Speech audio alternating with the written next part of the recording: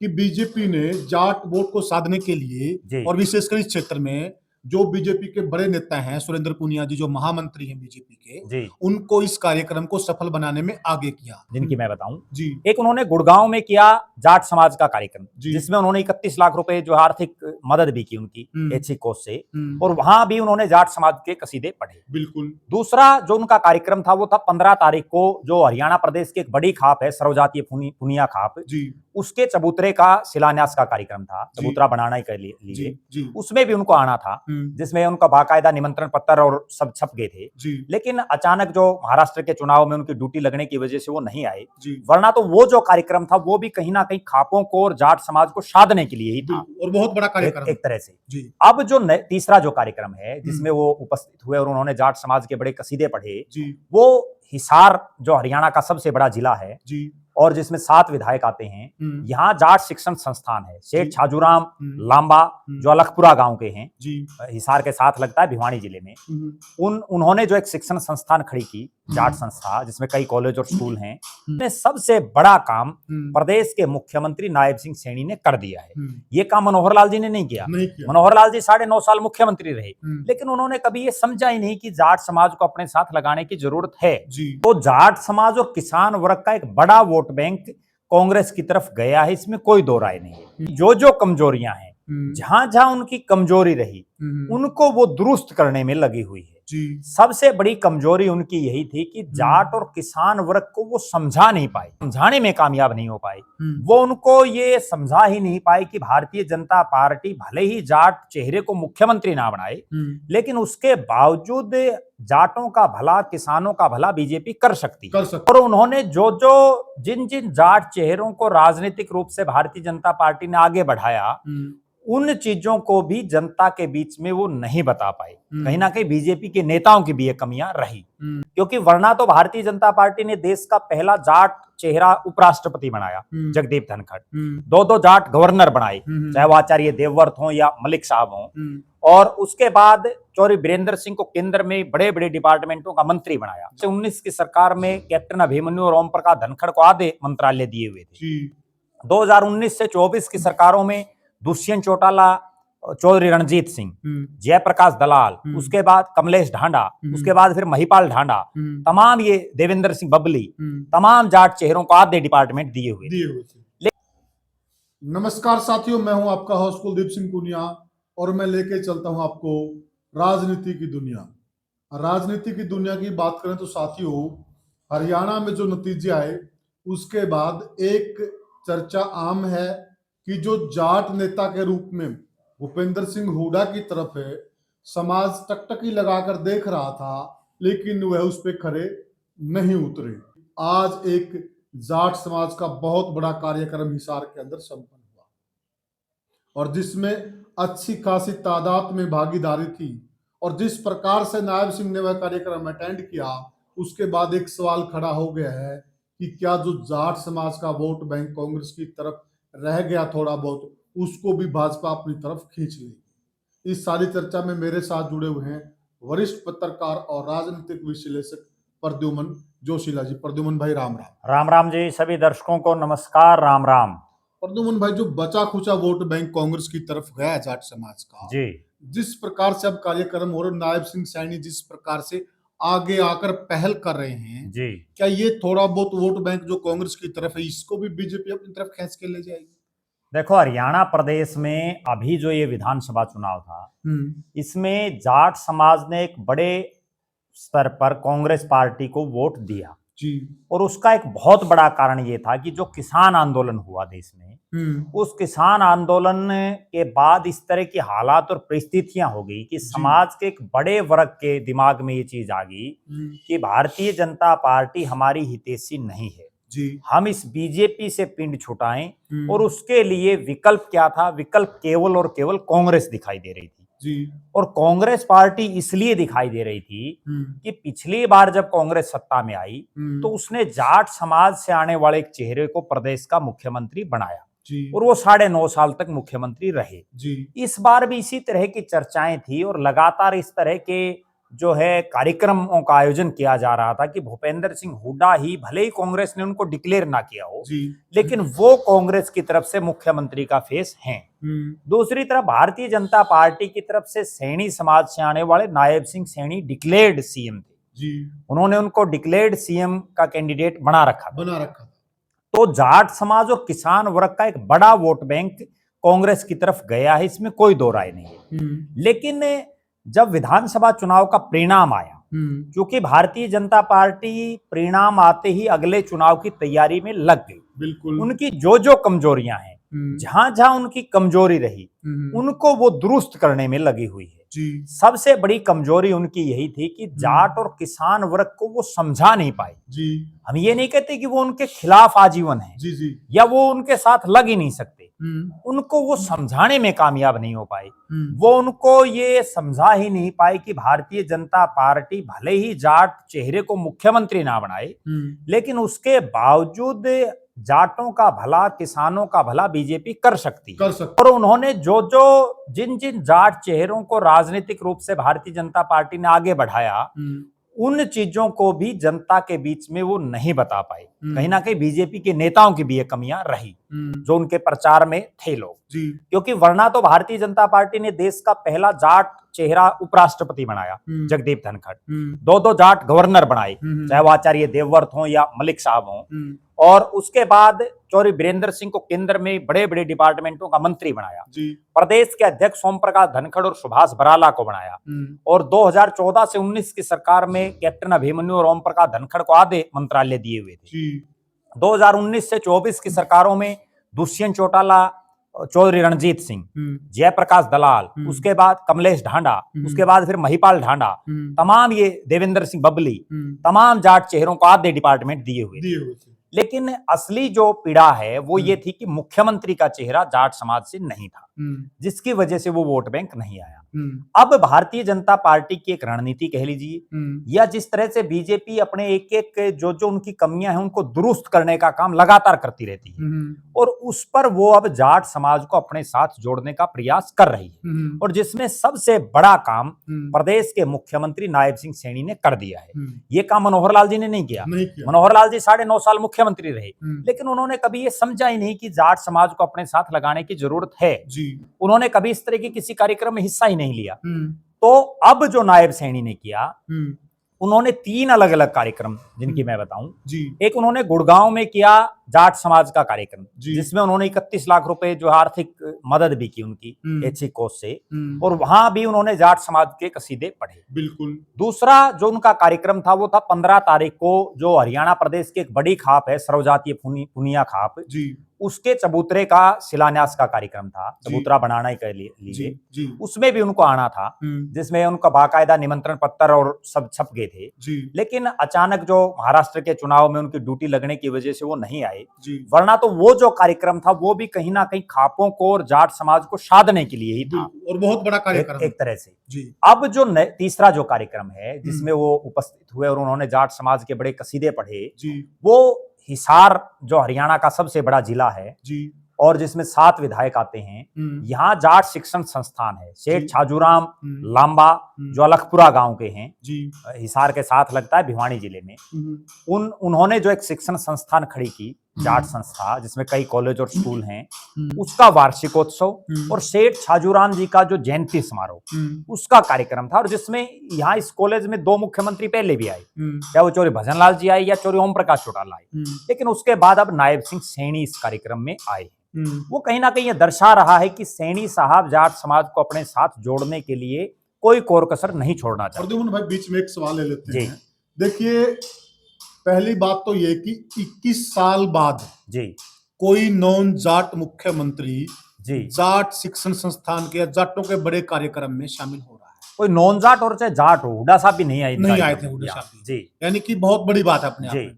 और दूसरी बड़ी बात क्या है कि बीजेपी ने जाट वोट को साधने के लिए, और विशेषकर इस क्षेत्र में जो बीजेपी के बड़े नेता हैं, सुरेंद्र पूनिया जी, जो महामंत्री हैं बीजेपी के, उनको इस कार्यक्रम को सफल बनाने में आगे किया। और जिस आप पूनिया खाप के प्रोग्राम का भी जिक्र कर रहे हैं, उसमें भी सुरेंद्र पूनिया जी उस प्रोग्राम को सफल बनाने में और कहीं न कहीं उस प्रोग्राम के सूत्रधार वही जी, थे। जी और यह जो कार्यक्रम था, जो सारी संरचना कह लीजिए, यानी कि इस प्रोग्राम के पीछे एक जाट नेता के रूप में जो बड़ा चेहरा था, वो सुरेंद्र पूनिया ही थे। जी और 21 साल के बाद यहाँ पर बड़ा चेहरा आना, तो इसको आप किस रूप में ले रहे हैं? देखो, निश्चित रूप से जो जाट शिक्षण संस्था है, हम्म, इस शिक्षण संस्था में वर्षों से, पिछले काफी लंबे समय से, जो चौधरी देवीलाल के परिवार का कह लीजिए या उनके समर्थकों का कह लीजिए या ओम प्रकाश चौटाला और दुष्यंत चौटाला के समर्थकों का एक दबदबा रहा है। यहाँ जो प्रधान, उप प्रधान, महासचिव, कैशियर जो कार्यकारिणी बनती है, जी, उसमें ज्यादातर लोग उन्हीं के खासम खास बनते हैं। बहुत बढ़िया कह रहे हैं आप। और यहाँ जितने भी बने हैं, उसमें सेठ छाजूराम के परिवार से भी, चाहे नरेंद्र लांबा हो, चाहे सुनील लांबा हो, वो भी यहाँ जीते हैं। लेकिन वो भी चौधरी देवीलाल के परिवार से रिश्तेदारी है उनकी नजदीकी, चौधरी बंसीलाल के परिवार से भी अनुकंपा है। से जीतते हैं, ये भी जी, कह सकते जी। हैं। और उसके बाद इस संस्था के और भी बहुत से प्रधान रहे हैं। अभी जो बात है वो ये है कि अभी इस संस्था के जो प्रधान थे, उनका देहांत हो गया था, जो जीते हुए थे, हाँ जी। अजमेर ढांडा, और वो भी दुष्यंत चौटाला के पैनल से थे। जी, कांग्रेस समर्थित जो पैनल था वो चुनाव हार गया था। और बीजेपी ने भी यहाँ काफी प्रयास किए, अपने लोगों को खड़े किए, लेकिन वो भी कोई नहीं जीत पाए बहुत ज्यादा। जी, जी। अब जो उप प्रधान थे, उनको प्रधान की जिम्मेदारी दे दी गई। और उसके बाद इस संस्था में काफी जो है आपस में खींचातान भी काफी चली पहले, और कई सालों तक प्रधान का चुनाव तक भी नहीं हो पाया। कॉलेजियम के सदस्य बने, काफी आपस में एक बड़े नेता का भी उसमें रोल बताया जा रहा था, जो पिछली सरकार में थे। अब यहाँ जो नई कार्यकारिणी, जिसमें प्रधान, अब उप प्रधान को प्रधान का जिम्मा दिया गया है, उसके बाद ये कार्यक्रम होना, एक तो ये चीज दर्शाता है कि जो चौधरी देवीलाल परिवार का एक दबदबा इस संस्था पर भी रहा है, और जो जाटों में और किसान वर्ग में भी रहा है, वो कहीं ना कहीं इस 8 तारीख के चुनाव परिणाम के बाद, जैसे हुड्डा साहब का कम होता गया, वैसे ही देवीलाल के परिवार का भी कम हुआ है। क्योंकि पिछली विधानसभा में देवीलाल के परिवार के 5 सदस्य थे, इस बार गिनती 2 पर रह गई। पिछली बार उनके जो परिवार के सदस्य थे वो तमाम पार्टियों से थे, और इस बार केवल एक इनेलो से जीते। इस जाट शिक्षण संस्थान में भी दुष्यंत चौटाला, अजय सिंह चौटाला, चौधरी ओम प्रकाश चौटाला, अभय सिंह चौटाला, इन तमामों का दखल हमेशा रहा है। लेकिन अब वो दखल भी धीरे धीरे दूर हो गया है, क्योंकि अब जो लोग इनके साथ जुड़े हुए थे, हो सकता है उनमें से भी ज्यादातर को यह आभास हो गया हो कि आगे राज इनका आना मुश्किल है, तो इसलिए लोग राज की तरफ ही जाते हैं। ये कार्यक्रम ये दर्शाता है कि जाट समाज में जो नेता हैं, जाट समाज से जो नेता आते हैं, वो वास्तव में अब कमजोर होते जा रहे हैं, और एक नए विकल्प की तरफ लोग देख रहे हैं। वो विकल्प, जैसे चौधरी भजनलाल जी ने ये कहा था कि मैं जाट हूँ, हिसार की जो जाट धर्मशाला की जमीन है वो चौधरी भजनलाल जी ने दी हुई है, उनका पत्थर भी वहां लगा हुआ है, किसी जाट मुख्यमंत्री ने नहीं दी। और भजनलाल जी ने इसी जाट कॉलेज में अपनी फर्द दिखाई थी कि भाई देखो जाटों, मैं जाट हूँ। लेकिन जाटों ने उनको तब भी जाट नहीं माना। क्यों नहीं माना? उसका एक बड़ा कारण मैं दर्शकों को बता रहा हूँ। आज वो हालात नहीं है। उस समय इसलिए नहीं माना क्योंकि उस समय चौधरी देवीलाल बहुत बड़े नेता थे। बिल्कुल ठीक कहा। वो जाटों के भी और किसानों के बड़े नेता थे भजनलाल जी के मुकाबले में। चौधरी बंसीलाल भी एक बड़ा चेहरा थे। लेकिन अब वो राजनीतिक शून्यता आ चुकी है। अब जिन चौधरी भूपेंद्र सिंह हुड्डा की तरफ जाट समाज टकटकी लगाए बैठा था, उन्होंने दिखा दिया कि भाई बस की बात नहीं है बीजेपी को हराना, फेल हो चुके हैं, और वो टोटली फेल हो गए, अपने क्षेत्र में भी हो गए। और चौधरी देवीलाल के परिवार का जो हश्र हो रहा है पिछले कुछ सालों से, वो सबके सामने है। अब एक रिक्तता आ गई है। जाट समाज भी ये देख रहा है कि हम किसको अगुवाई दे, और भारतीय जनता पार्टी भी इस प्रयास में अब तो ये ज्यादा प्रयास शुरू कर दिया, वरना तो पिछले 10 साल से लगी हुई है। उन्होंने पहले जाट चेहरे के तौर पर कैप्टन अभिमन्यु, ओम प्रकाश धनखड़, सुभाष बराड़ा, तीनों को बड़ी जिम्मेदारियां दी बीजेपी ने, लेकिन वो नहीं कामयाब हो पाई। उसके बाद अगला जो चुनाव आया, और उस समय चौधरी वीरेंद्र सिंह को भी हम उसमें गिनेंगे, उसके बाद अगला जो चुनाव आया उसमें चौधरी रणजीत सिंह हो, देवेंद्र सिंह बबली हो, जयप्रकाश दलाल हो, महिपाल ढांडा हो, इन सबको बड़ी बड़ी जिम्मेदारियां दी, लेकिन वो नहीं समाज को बीजेपी के साथ जोड़ पाए। अब कौन ऐसा नेता हो, क्योंकि अभी तमाम जो जाट बड़े चेहरे हैं उन पर दांव बीजेपी ने खेल करके देख लिया, लेकिन कोई कामयाब नहीं हो पाया। अब नायब सिंह सैनी ने खुद अपने कंधों पर वो बागडोर ली है, और वो खुद बागडोर लेके जो एक छवि मनोहर लाल खट्टर की जाट समाज और किसान वर्ग के दिमाग में थोड़ा सा मैं बीच में जोड़ना चाहूंगा, जो नायब सिंह सैनी ने अपने आप को जो काम हुड्डा नहीं कर पाए, और जो एक जाट समाज के नेता नहीं बन पाए, नायब सिंह सैनी अब जाट समाज के नेता बनने की राह में भी चल पड़े हैं। तो इस कड़ी में सारथी का काम सुरेंद्र पुनिया जी कर रहे हैं क्या? देखो, निश्चित रूप से चूंकि वो प्रदेश के महामंत्री हैं हम्म। और जब नायब सैनी प्रदेश क्योंकि के सूचना अध्यक्ष ये थे, मिल रही है कि ये जी। जो कार्यक्रम था आज का, जी। इसके मेन सूत्रधार वही थे। नहीं, निश्चित रूप से इस कार्यक्रम के भी मेन सूत्रधार थे। और दूसरा, जो मुख्यमंत्री जी को खापों के नेताओं से मिलवाना हो, हाँ। खापों के नेताओं को मुख्यमंत्री से मिलवाना हो, या जो जाट समाज और किसान वर्ग के लोगों की बातचीत भी कई बार उन्होंने करवाई है, तो निश्चित रूप से वो एक मीडिएटर का काम कर रहे हैं। क्योंकि अभी वो ना तो विधायक हैं, ना वो सांसद हैं, ना वो कोई मंत्री हैं, वो संगठन में महामंत्री हैं। तो उस लिहाज से अब पार्टी उनको कोई और बड़ी जिम्मेदारी जब देगी, तब ये पता चल पाएगा कि वो कितना समाज को इसके साथ जोड़ पाते हैं। क्योंकि असली कहानी तो तब है ना जब आपको चौधर मिले। आज उनके पास चौधर तो केवल संगठन की है, सत्ता में तो कोई चौधर नहीं है। तो इन तमाम नेताओं को जो है सरकारों में भी चौधर मिली है, लेकिन ये नहीं जोड़ पाए। लेकिन एक बात ये भी है कि देखिए, जो पार्टी में जो एक महामंत्री का पद होता है, एक्चुअल में संगठन का वह पद है। बिल्कुल। और संगठन का सबसे बड़ा यही काम होता है कि वो समाज को अपने साथ जोड़े।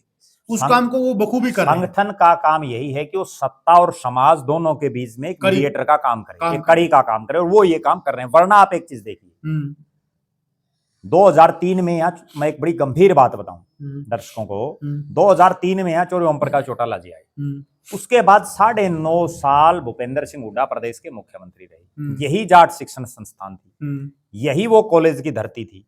और उस समय भी हिसार में जाट समाज के कांग्रेस के नेता थे, चाहे प्रोफेसर संपत सिंह हो, विधायक थे नलुआ से। बिल्कुल।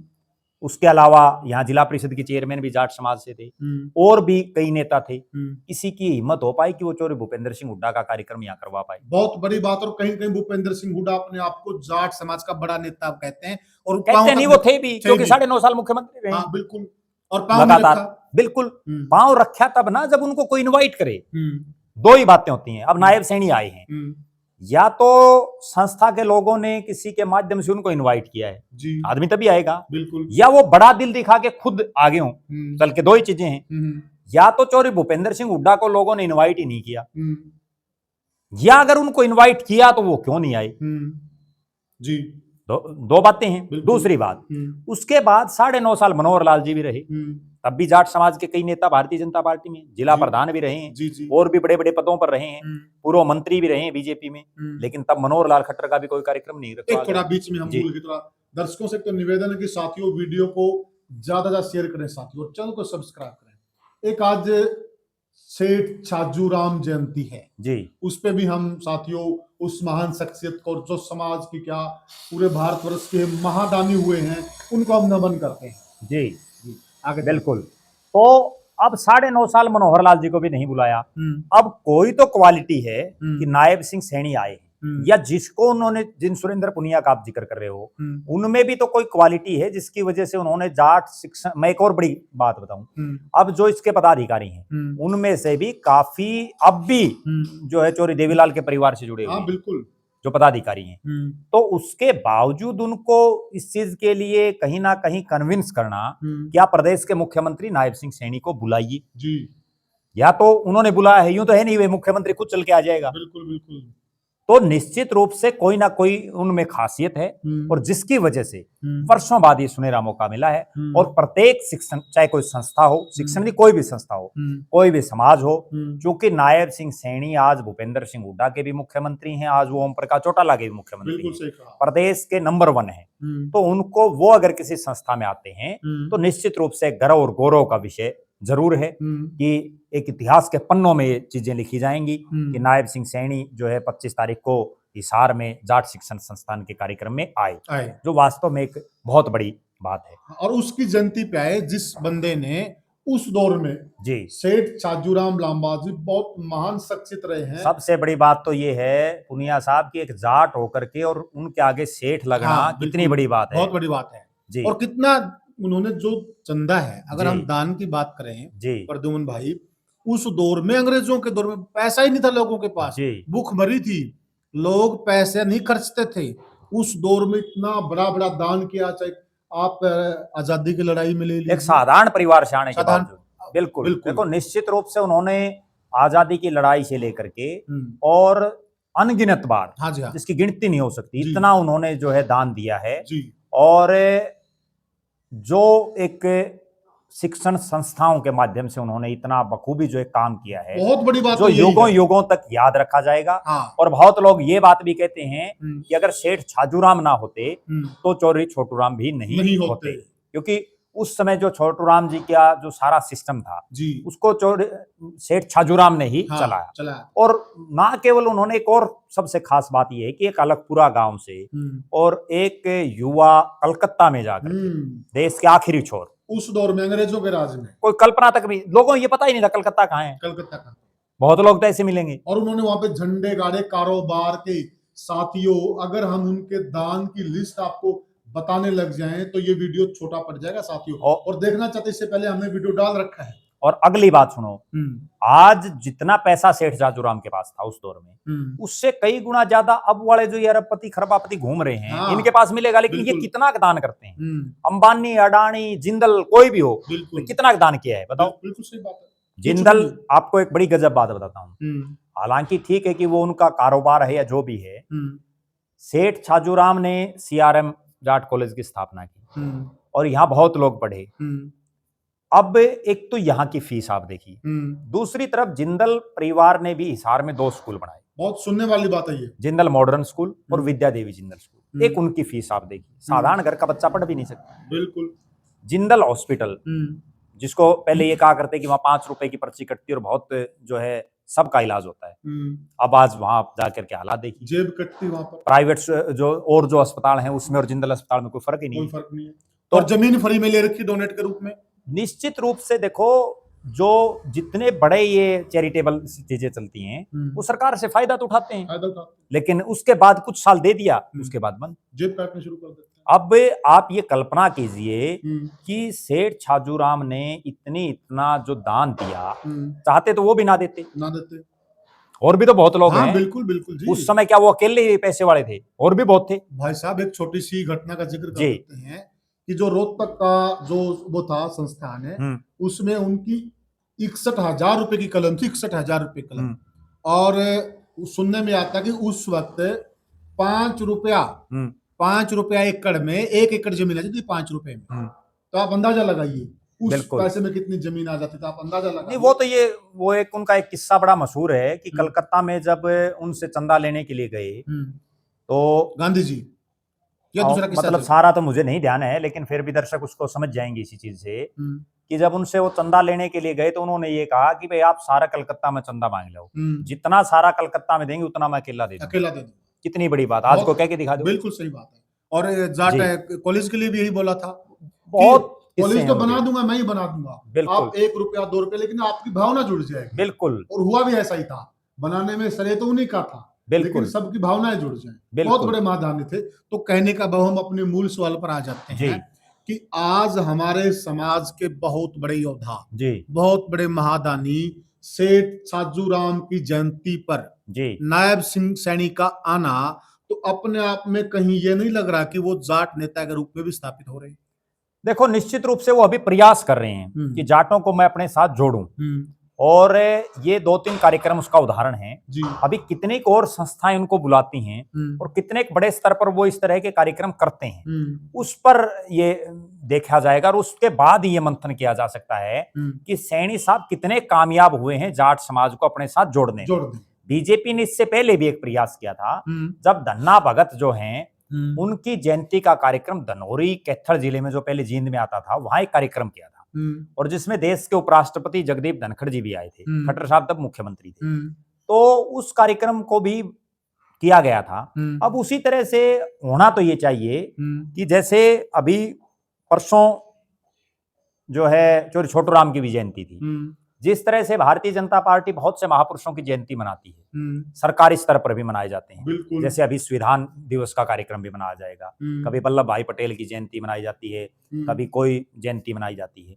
तो इस तरह से अगर जिस तरह से वाल्मीकि जयंती मना करके और डीएससी समाज का एक सम्मेलन करके नायब सिंह सैनी ने यह दर्शाया कि डीएससी समाज उनके साथ है। बिल्कुल। भविष्य में जो मुझे जो लग रहा है वो ये है कि किसी ना किसी दिन यही नायब सिंह सैनी जाट समाज के किसी चेहरे को आगे लेकर के और इसी तरह का एक प्रदेश स्तरीय कार्यक्रम करेंगे। और उस दिन ये पता चलेगा कि जाट समाज कितना किनके साथ दिखाई दे रहा है। क्योंकि वो दिन दूर नहीं है, ये भारतीय जनता पार्टी एक एक कड़ी को जोड़ करके चल रही और है। ये इन चीजों को बड़ा पकड़ के चलते हैं ये जी कि कहां से हम ये जी। काम करें, कहां से हम ये काम करें, तब हमारे साथ ये समाज जुड़ जाए। इन चीजों पे बखूबी काम करते, इसमें कोई दो राय नहीं। क्योंकि एक चीज और देखो आप चुनाव परिणाम उठा करके देख लीजिए, बीजेपी जिन क्षेत्रों में पहले जीतती है उनमें से अगली बार अगर वो कहीं हारती है तो उसकी रिप्लेसमेंट वो दूसरी सीटों से कर लेती है। वो दूसरी सीटों पर भी तैयारी रखती है अपनी, जबकि कांग्रेस का ऐसा कोई सिस्टम है नहीं। जी तो साथियों, आज हमने चर्चा की कि नायब सिंह सैनी जिस प्रकार से जाट समाज के कार्यक्रमों में हिस्सा ले रहे हैं, तो कहीं न कहीं उनको पता चल गया है और वो सही रास्ते पे है कि बाकी वोट बैंक हमारे साथ है। जो जाट समाज का वोट बैंक कहीं न कहीं हमसे छिटकर कांग्रेस में चला गया है, अगर कांग्रेस मुक्त भारत करना है तो इस वोट बैंक को भी अपने साथ ले लेना चाहिए। और वो बहुत अच्छे से काम भी कर रहे हैं और इस कड़ी में उनका साथ दे रहे सुरेंद्र पूनिया जी। तो साथियों, आपको यह वीडियो कैसा लगा हमें कमेंट सेक्शन में जरूर बताइएगा और वीडियो को ज्यादा से ज्यादा शेयर कीजिएगा, चैनल को सब्सक्राइब कीजिएगा। फिर आपसे हम मिलेंगे किसी और मुद्दे पे। तब तक के लिए साथियों, राम राम। राम राम।